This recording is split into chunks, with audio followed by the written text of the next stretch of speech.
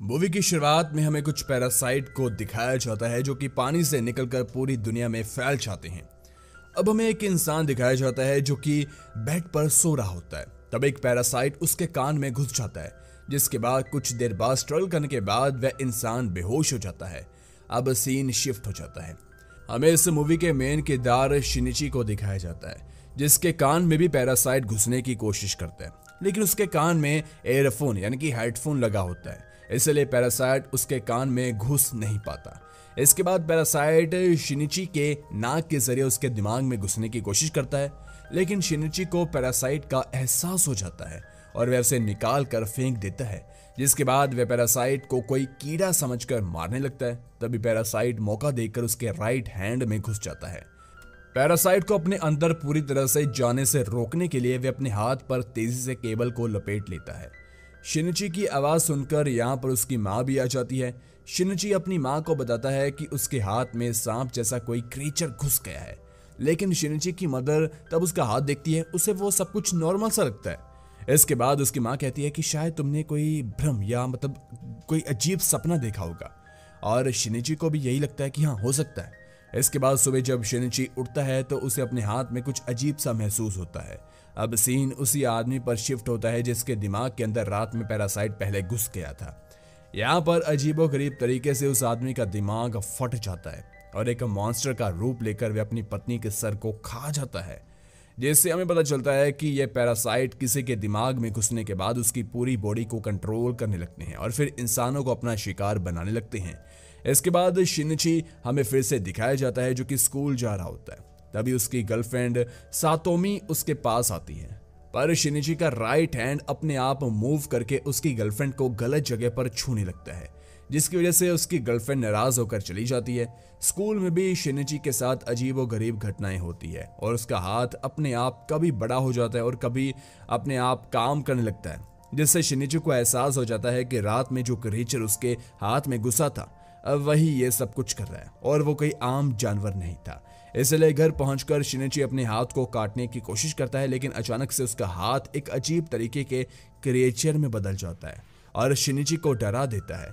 अब शिनिची का right hand इस पैरासाइट के कंट्रोल में होता है, जिसके बाद शिनिची का राइट हैंड क्रिएचर जैसा बनकर वह पैरासाइट बात करने लगता है और शिनिची की बातों को दोहराने लगता है।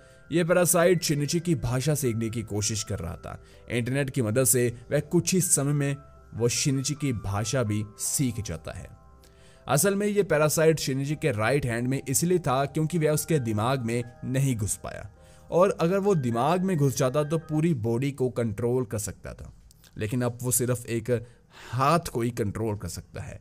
अब शिनिची इस पैरासाइट से बात करना शुरू करता है और कहता है कि मैं तुम्हें काट कर निकाल दूंगा, जिस पर पैरासाइट कहता है कि ऐसा मत करना, इससे मैं मर जाऊंगा।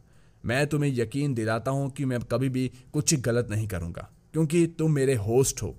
इसके बाद हमें एक और शख्स दिखाया जाता है जो कि पैरासाइट से इन्फेक्टेड था। इस शख्स ने अपनी पत्नी को मारकर खा लिया था। अब सीन एक बार फिर से शिनिची पर शिफ्ट होता है, जिसके राइट हैंड में मौजूद पैरासाइट दुनिया की बहुत सी अजीब चीज़ों को सीख लेता है, यहाँ तक कि वह सिर्फ और सिर्फ मार्शल आर्ट को देखकर सीख ही जाता है। जी हाँ, देखने के बाद ही सीख जाता है। धीरे धीरे शिनिची और ये पैरासाइट अच्छे खासे दोस्त बन जाते हैं और आपस में बातें करते रहते हैं। यहाँ पैरासाइट अपने आप को मिकी नाम देता है। दूसरी ओर शहर में मौजूद बाकी पैरासाइट्स लोगों को मार रहे थे और अपना आतंक मचा रहे थे।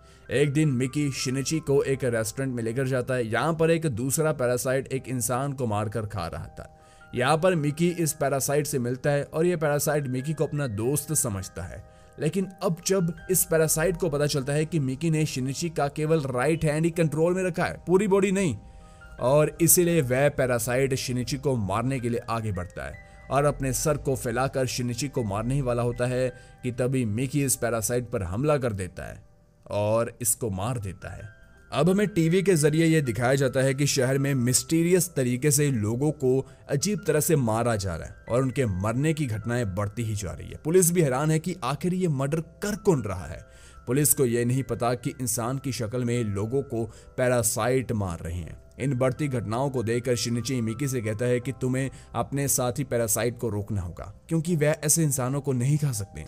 जिस पर मिकी कहता है कि वह सिर्फ अपना खाना खा रहे हैं। जिस तरह से हम इंसान जानवरों को मौत के घाट उतार कर अपनी सब्जियों के तरीकों से खाते हैं, वैसे ही पैरासाइट इंसानों को खाते हैं। अब अगले दिन स्कूल में हो रही असेंबली के दौरान मिकी शिनिची को बताता है कि स्कूल में एक पैरासाइट मौजूद है। वह पैरासाइट किसी और के अंदर नहीं बल्कि तुम्हारी नई टीचर तामिया के अंदर है। यहाँ पर तामिया भी शिनिची के राइट हैंड में मौजूद मिकी को पहचान लेती है और असेंबली के बाद तामिया शिनिची से कहती है कि तुम्हें मुझसे डरने की कोई जरूरत नहीं है, क्योंकि मैं यहाँ पर किसी इंसान को खाने नहीं बल्कि इंसानों के रहन सहन पर स्टडी करने के लिए आई हूँ। यहाँ पर तामिया मिकी और शिनिची को 2 और पैरासाइट से मिलाती है, जिनमें से एक का नाम मिस्टर ए होता है जो कि एक पुलिस ऑफिसर है और दूसरे का नाम शिमाड़ा होता है। तामिया कहती है कि वह मिस्टर ए के बच्चे की मां बनने वाली है और पैरासाइट होने के बावजूद भी उनका बच्चा एक नॉर्मल ह्यूमन होगा। वह कहती है कि तुम चाहे तो इस दुनिया में नॉर्मली रह सकते हो, पर हमें इंसानों को कभी कभी छुप कर खाना होगा। तामिया मिकी को भी अपने ग्रुप में शामिल होने के लिए कहती है, पर मिकी साफ साफ मना कर देता है।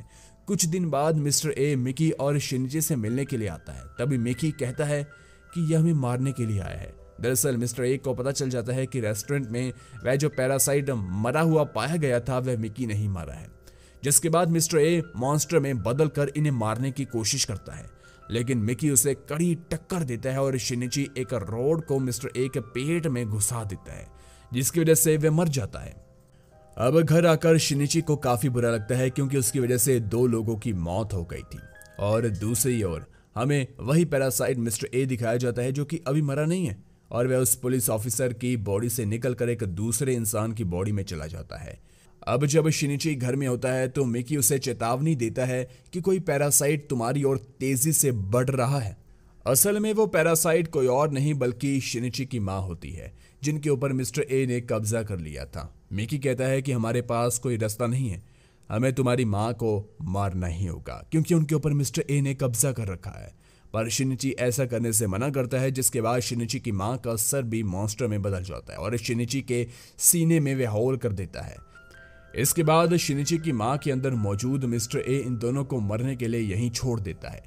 लेकिन अगली सुबह शिनिची जब उठता है तो वह बिल्कुल सही होता है। अब मिकी उसे बताता है कि मैंने अपनी पार्टिकल सेल्स का इस्तेमाल कर तुम्हारे होल को हील कर दिया है, जिससे हम दोनों बच गए। पर ऐसा करने से अब शिनिची का पूरा शरीर इन्फेक्टेड हो चुका था। इसके बाद शिनिची अपनी मां की तलाश में निकल जाता है, पर उसे कहीं भी उसकी मां नहीं मिलती। वह इस बारे में तामिया से भी पूछता है, लेकिन वह उसे कुछ नहीं बताती। इधर दूसरी ओर तामिया के कहने पर ताकाशी नाम का एक पैरासाइट शहर के मेयर कैंडिडेट को कंट्रोल कर लेता है, जिससे वह मेयर बनकर पूरे शहर पर कब्जा कर सके। अब दूसरी ओर मिकी ने शिनिची का पूरा शरीर कंट्रोल कर लिया था, इसलिए शिनिची के अंदर मिकी की पर्सनैलिटी मर्ज होने लगती है। एक दिन जब शिनिची अपनी गर्लफ्रेंड सातोमी के साथ शॉपिंग कर रहा होता है तो वह काफी अजीब तरीके से बिहेव करता है और काफी बदतमीजी भी करता है, जिससे सातोमी शिनिची से लड़ पड़ती है। अब मिकी शिनिची को बताता है कि अब उसे दिन में 4 घंटे सोना पड़ेगा। जब वह सो रहा होगा तो कोई भी पैरासाइट अगर शिनिची पर हमला करेगा तो मिकी कुछ नहीं कर पाएगा, उससे शिनिची को खुद ही निपटना होगा। इधर दूसरी ओर तामिया का साथी शिमाड़ा स्कूल में ट्रांसफर हो चुका था और सभी के साथ फ्रेंडली बनने की कोशिश कर रहा था, लेकिन तभी स्कूल की कुछ लड़कियों को उसकी हकीकत पता चल जाती है कि वह तो एक पैरासाइट है। इन लड़कियों में से एक शिनिची की गर्लफ्रेंड सातोमी भी होती है। जब लड़कियों को शिमाड़ा की हकीकत पता चल जाती है तो वह एक एक कर इन सभी लड़कियों को मार देता है और सातोमी को भी मारने वाला होता है कि तभी यहाँ पर शिनिची आ जाता है और सातोमी को लेकर बिल्डिंग से नीचे कूद कर उसकी जान बचा लेता है। अब तामिया शिमाड़ा के पास आती है और सोचती है कि शिमाड़ा आउट ऑफ कंट्रोल हो चुका है, अब उसे मरना ही होगा, जिसके बाद वह यहाँ पर एक एक्सप्लोजिव को छोड़कर चली जाती है। पर इससे भी शिमाड़ा को कुछ नहीं होता, उल्टा इससे वह काफी ज्यादा यहाँ पर पुलिस आ जाती है, लेकिन शिमाड़ा पुलिस को भी मार देता है। सातोमी को एम्बुलेंस में बिठाकर जब शिनिची वापस आता है तो मिकी उसे बताता है कि शिमाड़ा छत के ऊपर है, जिसके बाद शिनिची एक दूसरी बिल्डिंग पर जाकर मिकी की मदद से एक एरो से शिमाड़ा को मार देता है। दूसरी ओर तामिया भी मिस्टर ए का एड्रेस शिनिची को देती है क्योंकि वह नहीं चाहती थी कि शिनिची उसके बच्चे और उसे मार दे। अब शिनिची मिस्टर ए के पास जाता है जो कि अभी भी उसकी मां के शरीर में था। शिनिची मिस्टर ए से फाइट करने ही वाला होता है कि तभी मिकी सोने लगता है और कहता है कि तुम्हें ही अब मिस्टर ए से फाइट करनी होगी, जिसके बाद शिनिची और मिस्टर ए के बीच फाइट होने लगती है। मिस्टर ए शिनिची पर भारी पड़ने लगता है कि तभी शिनिची की माँ थोड़ी देर के लिए मिस्टर ए के ऊपर अपना कंट्रोल पा लेती है और यहीं पर मौका पाकर शिनिची मिस्टर ए का गला काट देता है, जिससे मिस्टर ए और उसकी माँ दोनों की मौत हो जाती है। अब हमें पैरासाइट तकाशी दिखाए जाते हैं जो कि मेयर के कैंडिडेट के शरीर में घुसा हुआ था। अब वह मेयर का इलेक्शन जीत चुका था, जिसकी वजह से पूरे शहर पर वह कंट्रोल कर पा रहा था। इसके बाद हमें तामिया और ताकेशी एक साथ दिखाई जाते हैं, जिनके साथ एक मिस्टीरियस पैरासाइट होता है जिसका नाम गोटो होता है और ये उनका लीडर है। इसके बाद सीन शिनिची पर शिफ्ट होता है जो कि हॉस्पिटल में अपनी गर्लफ्रेंड को देखने के लिए आया था और वह यहीं पर डिसाइड करता है कि वह दुनिया में मौजूद सभी पैरासाइट्स को ढूंढ ढूंढ कर मारेगा। यहाँ पर हमें एक जासूस भी दिखाया जाता है जो कि मिकी और शिनिची के ऊपर नजर रख रहा था, उनकी फोटोज भी क्लिक कर रहा था। यहीं पर पैरासाइट पार्ट 1 खत्म हो जाता है। इसके बाद आगे की कहानी हमें दूसरे पार्ट में देखने को मिलेगी, इसलिए जल्द से ऐसी ही अमेजिंग वीडियोस के लिए हमारे चैनल को सब्सक्राइब कीजिए, साथ में लगे बेल को दबाकर ऑल के ऑप्शन पर भी जरूर क्लिक कीजिए क्योंकि वीडियो चलाना हमारा काम है। धन्यवाद।